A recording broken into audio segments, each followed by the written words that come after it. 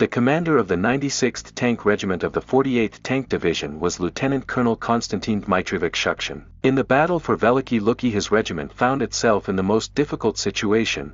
The front line was broken and the town was surrounded by fascists from all sides. An order was given to retreat to the town of Toropets. Unfortunately, the German troops blocked the way there as well. Shukshin's regiment had a very difficult task to break the enemy ring near Ushitsa farmstead and move northward in spite of numerous losses. 2 battalions set off in the direction of the state farm. Taking the enemy by surprise, they managed to defeat an artillery division and blow up 5 armored vehicles. Chasing the Germans, Shukshin led his regiment to the railroad track. However, communication with other regiments was finally lost. And when there was not more than a kilometer before the cordon was broken, German tanks appeared on the horizon. Quite recently the retreating enemy turned to counterattack, supported by aviation and armored vehicles. A significant advantage of forces was not in favor of the Red Army. The soldiers were encircled, ammunition was almost gone, and help was not forthcoming. It was impossible to weaken the pressure of the enemy.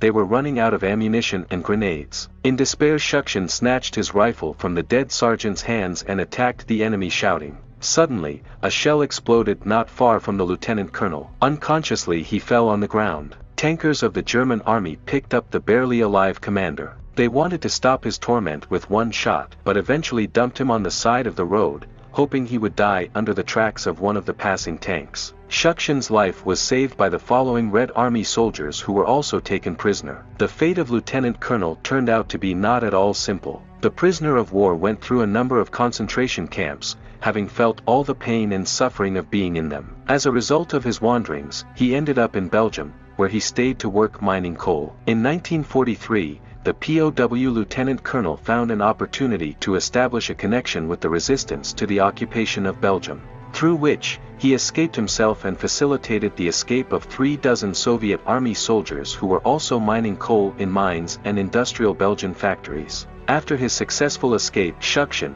along with similar fugitives, formed a partisan detachment. Its name was For the Motherland. The partisans arranged diversions, raids and attacks on the Nazis. A year after the beginning of the activity, in the forests of Limburg another detachment under the command of Ivan Afanasyevich Dyadkin joined the lieutenant colonel. Together they made a huge contribution to the victory over Nazi Germany. During their joint existence, the partisans destroyed 6 trains of tanks, 18 warehouses with ammunition, derailed 24 trucks and blew up 4 bridges. 53 Gestapo agents and 841 soldiers of the German army were killed.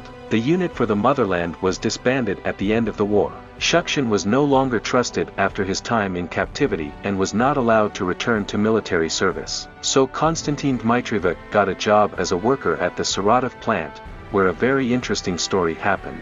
One day, Belgian workers came to the plant as part of a delegation. During the conversation, one of the members of the arrived commission shared his memories about the battle with the Nazis, about the partisan sorties of the special detachment, the head of which was Lieutenant Colonel Shukshin. Those present, realizing who he was talking about, turned their heads toward their comrade. And then, a Belgian worker discerned Konstantin Dmitrievich in the crowd and exclaimed, "Yes, that's our Shukshin, ours."